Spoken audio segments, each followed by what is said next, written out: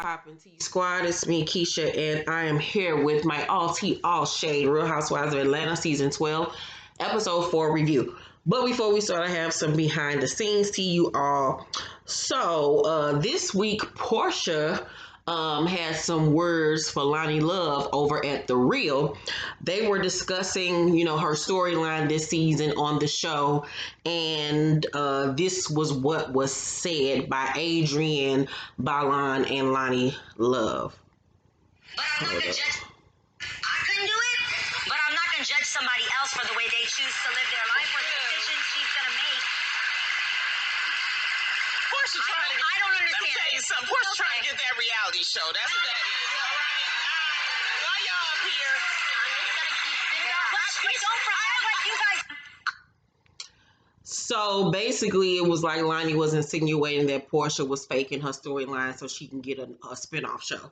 So Porsha took offense to that, and she reposted that clip on her Instagram page and captioned it, "Bitch, fuck you, hashtag fake ass, don't run up smiling when I see you."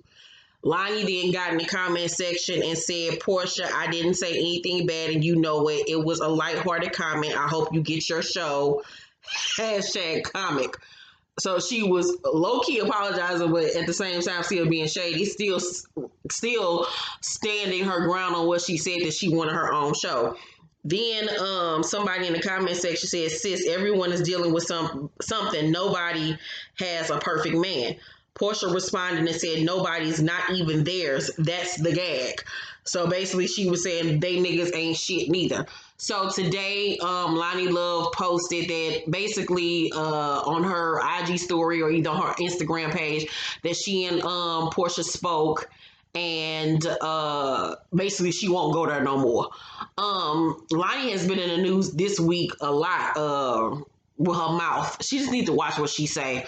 I stopped watching The Real when Tamar left, but my thing is with Porsha, I think the reason why she took offense to it is that she was basically saying that she was basically lying about her storyline. I don't think, because everybody was like, Porsha is on Dish Nation, they talk about other celebrities and stuff too. But I think in this case, the fact that she and Loni kiki with one another, know each other, and you're insinuating that I'm lying for a spinoff show, like, no, this shit is real. Like, what the fuck I look like? And Porscha's storyline is very much real. It's not scripted for television. So I would have took offense to it too, bitch, because you don't know my life like that. Also, in Real Housewives news, Kandi and Todd had their baby girl this weekend. Her name is Blaze Tucker.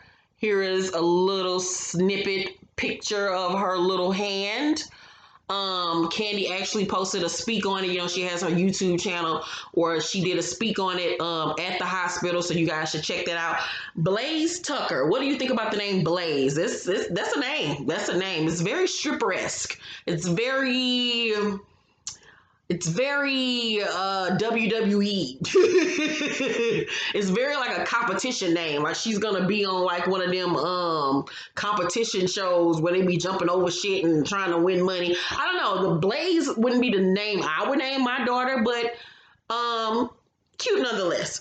Also in Real Housewives news, NeNe Leakes was on Watch What Happens Live tonight, and Andy messy ass asked her, could she say 3 nice things about Kenya? And I want to get your take on the second thing that she had to say about Kenya, because everybody was in a big roar about Eva's comment about the ladies having nappy hair or whatever.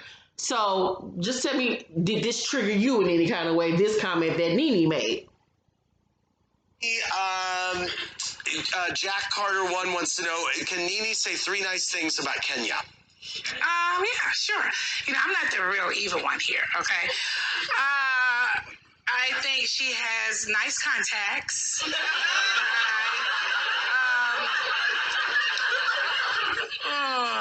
I think she has a nice grade of hair.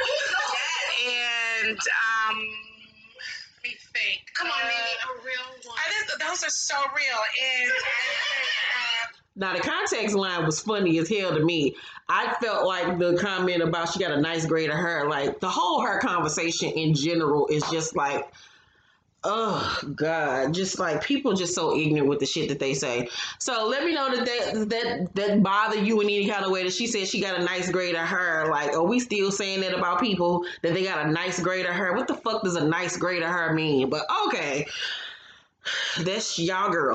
But anywho, let's get into my review. So on tonight's episode, NeNe speaks to Cynthia. You know, we pick up exactly where we left off with them being on the Pride boat in New York. And NeNe does speak to Cynthia. Cynthia tells her that she looks nice. NeNe then speaks to Eva too, and Eva speaks back. But remember, Eva does have issues with NeNe. In NeNe's confessional, she says about Cynthia that I loved her. I'm never going to not speak to her.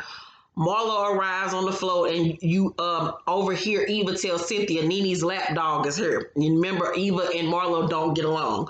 So Cynthia says to Eva, I told NeNe hi, and you look great. And Eva said, you liar. That shit was funny as fuck. Like, bitch, you know damn well she don't look great. Porsha goes back to therapy. She says that she won't stand for Dennis cheating on her. She says that she's been depressed to the point she doesn't want to work. She says it's over between them and that he needs to be a better man for their daughter and not for her. Now, we all know that they have gotten back together. They are a happy family. So good for them that they worked it out, child. Good for them. Kenya goes to see Kandi. Kenya talks to her about Mark. She brings up Kandi seeing Mark tell her after the baby was born, it was an incident where he was basically telling her not to change Brooklyn's diaper so much, basically insinuating she don't know what the hell she was doing. And Kandi was around when this happened, and Kandi agrees that he do be tripping like he be doing the most. In Candy's confessional, she said, in this relationship, Kenya is very submissive. Kenya is very submissive in all of her relationships. And it goes back to what I said is last week, her desperate need to be loved by somebody that she compromises who she is as a person to have this picture perfect image that she's been trying to obtain since she was a child. The relationship that she did not have with her parents growing up, she's trying so hard to have for herself by any means necessary.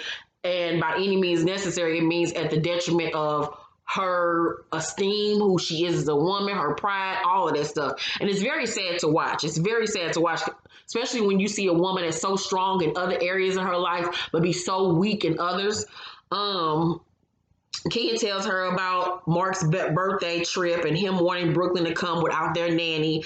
Kandi says, you know, husbands think they know everything, child. It's a part of marriage. Then me, Eva, and Cynthia, we went out to dinner in New York after Pride. We went to Tao. It was my first time going. I had never been to Tao, but the food was good. I really enjoyed it. You know, Eva ordered everything pretty much on the fucking menu, so I got to sample a lot of her shit without me paying for my own. So it was a nice little look. Cynthia tells her that Marlo was coming. Now, I didn't even know this. She pulled that shit out on me too. I was like, damn, bitch, you couldn't tell me this bitch was coming. I would dress up a little bit more because, you know, Marlo like to talk about people's fashions and shit. And I'd be damn if she talked about me. So Eva tells her, well, when she come, I'm leaving because I ain't got time. So Marlo arrived looking like Liberace, and I was like, bitch, you up here worried about, you know, looking good. And I was like, I ain't have nothing to be worried about because this bitch looking like a whole chandelier, but okay.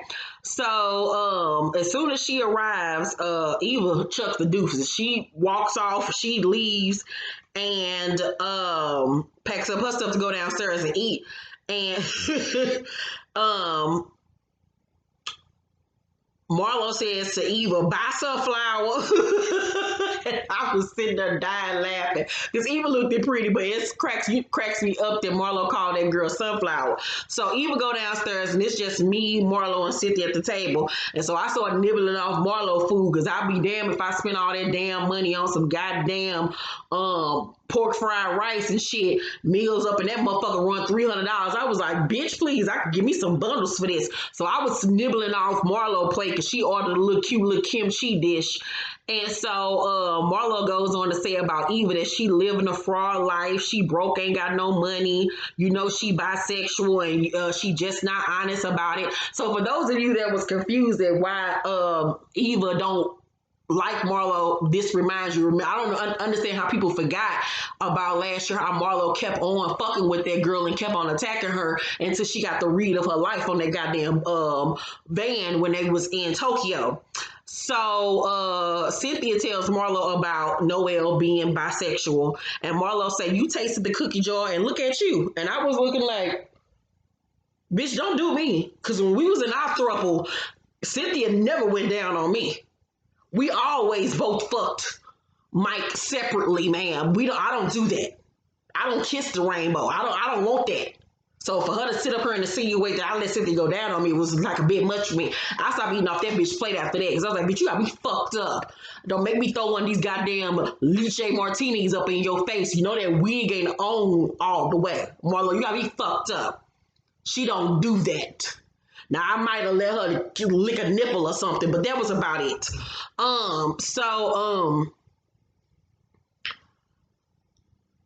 Marlo brings up NeNe, and Cynthia brings up the interview that NeNe just recently did.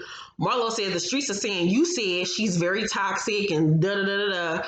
Marlo says she may say some things about you, but I don't participate. And Cynthia was like, well, who is this new Marlo? Like, I like this girl. Okay. So NeNe goes to lunch with Marlo in Central Park. Marlo tells her how she met up with Cynthia and how she had me and Eva there and didn't even tell her that we was coming and how Eva ran the fuck off and shit. She tells her they discussed her in the interview she did. And NeNe say, I finally did an interview after all the interviews she said about me this summer. And I was like, don't try to play the victim because before the reunion even aired, Miss Leak, you was all on the blogs, all on Watch What Happens Live talking shit about Cynthia. So stop it. And this was before the reunion even aired. So get out of here with that playing the victim. And let's not even talk about the last time you and Cynthia fell out. The last time y'all fell out, you tried to get the girl kicked off the show. You talked about her like a dog and everything, and Cynthia didn't say shit bad about you. So whatever she say bad about your ass now is more than the fuck overdue. So NeNe pretends to cry in her confessional, and I was like, oh, girl, bye. Marlo say, I told her you and NeNe are wrong. I told her you all deserve closure. And NeNe said, I'm going to tell you like this. It's personal, and you need to stay out of it. Marlo says she does deserve an apology. And I'm like, when your friend telling you wrong, bitch, don't you think you need to take heed? But NeNe's so fucking delusional about everything.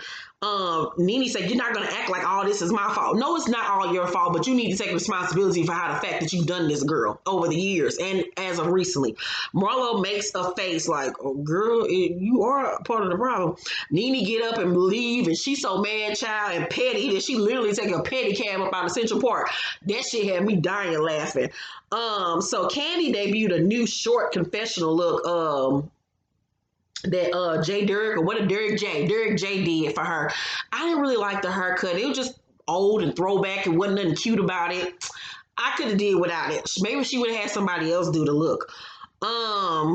So her, Todd, and Ace go to see her surrogate. Ace was just everything. He's so smart, so well-spoken for him to be a little 3-year-old little boy.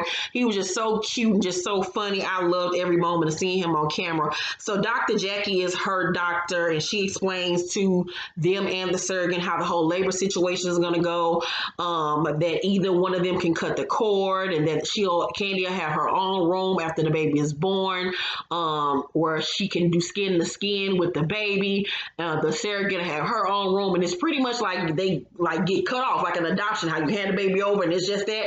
It's pretty much the same way, and they're very shocked by how this whole situation plays out. And I think that, though, because of emotions, you do have to do it that way, because people is crazy. People are crazy. You just got to be real careful with the whole situation. So during this conversation, Kenya texts her and says that she needs to talk. So Kandi goes to see Kenya at her house, and she seems fine. So Kandi is confused at like, what's going on? So they sit down, they start talking, and Mark comes up, and Kenya tells her that when she was around 6 months pregnant, Mark became freaked out by her belly, and they basically like stopped having sex. And Kandi was like, well, has it picked up, since you had her? And she was like, no, it still hasn't picked up since she's given birth. And I was like, I feel like halfway through this, now it's all making even more sense to me now. Halfway through this relationship, Mark realized he made a mistake. He realized he made a mistake, and he couldn't leave her while she was pregnant. And that's why now that the little girl is here, he has separated himself from her.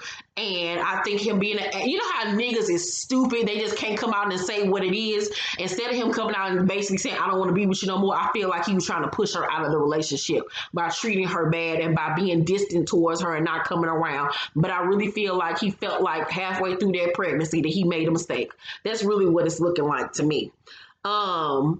So, because he ain't even fucking her no more. Like, when a nigga stop fucking you, because niggas don't give a fuck about pussy. Pussy ain't got no face. That nigga can hate your ass and he'll still fuck you every day. But the fact that he ain't even still fucking her says a lot. And if he ain't fucking you, he fucking somebody else. And that's a fact. So she tells Kandi that she ended up going on her anniversary trip along with Brooklyn. And Kandi like, damn, like, really? So Kandi say it was a lot of conversation about the nanny. He didn't want her to go. And Kandi in her confession will say, I like Mark, but I don't know why he wouldn't let Kenya go on their anniversary trip. Why he would let her go on her anniversary trip alone. It makes it look like he's not even trying. And you don't make it look like he's not. Now, mind you, Kandi and Kenya and Mark did a lot of couples dating before she got pregnant with Brooklyn. They were always together, going on couples dates or whatever. So she knows that they had a very real relationship. And let me address this. It's really funny to me how a lot of y'all in the comment section really truly believe that this girl paid this man to marry her. Like, y'all need to stop with that narrative. It was funny when it was said about her in the beginning when she came on the show. But let's not act like Kenya is an ugly woman and like Kenya can't pull no man. Let's stop that. Kenya dated the who's of fucking Hollywood. She has been proposed to several times. Let's stop acting like this girl can't pull a man. And like, now is she desperate for a nigga? Will she get him? Yes. But let's not act like she can't get no man. Like, come on, y'all. You really think somebody gonna go that far for a storyline to marry somebody and do all this extra and have a baby with them, no less, for a storyline? Come on. Kenya ain't even that motherfucking rich to be paying nobody to be no fucking fake husband and a fake baby daddy. Like, that's committing a lifetime with somebody outside of a fucking reality show. That don't even fucking make sense. So a lot of y'all need to stop with that storyline, with that narrative that she paid this man to be with her. Like, you're not paying no man to have a kid with you for a lifetime. Like, come on now. Like, think logically with that shit. But anywho, so Kandi say he's in love with Brooklyn, but I'm just left on the sideline. Kandi say, why don't you tell him how you feel? Kandi gets emotional and starts crying and say, I try to tell him, but it escalates into an argument. And when you argue, it's like certain lines you just don't cross. Kandi say, he must call you out your name or something. And she say, he admit that he does that. He likes to fight. He's a fighter. I told you, that goes back to what I said last week. He's an asshole. He's a dickhead. He likes for motherfuckers to kiss his ass and feel lower than him. So she say, sometimes I feel stuck because I don't want things to escalate to a full-on argument and being yelled at. He doesn't compromise. You know I'm not a fighter. And Kandi was like, nah, I don't know about that, bitch. Like, now hold on, bitch. So Kandi in her confession say, now when he's upset, it's no holds bar. Kandi say, my first year of marriage was my hardest, and I would say things. I would hit him with an ego blow. Kandi say, we love each other, but it gets so nasty at times. I was that little girl that wasn't protected, and I don't want that for my daughter. And she breaks down and she walks off and she starts crying. I've been in a position where I was in a relationship with somebody and we were arguing. It just got to the point where I just wouldn't even argue back. I wouldn't even argue back because I wanted him to see how much of an asshole and a dickhead that he looked like, doing all that screaming, hooping, hollering, yelling, and doing all that extra shit or whatever. And I've been in that position where I wouldn't argue back with somebody because I just didn't want the argument to escalate. But I was young, you know what I'm saying? And once you get to a certain age, it's like, fuck that. You ain't gonna be talking to me no any kind of way. I don't give a fuck. This relationship seems toxic to me. It seems like it's been over. They just need to cut the cord and just keep it the fuck moving. I feel bad for Kenya, but you just gotta do what you gotta do. You got your baby. Go ahead with your life, girl, and really work on yourself so you won't continue to get into these relationships where it's so one-sided. Let's talk down below. Let me know what y'all think about tonight's episode. Make sure to thumbs up this video, like and subscribe, and hit that notification bell button. I love you guys, and I will see you guys on the next video. Bye.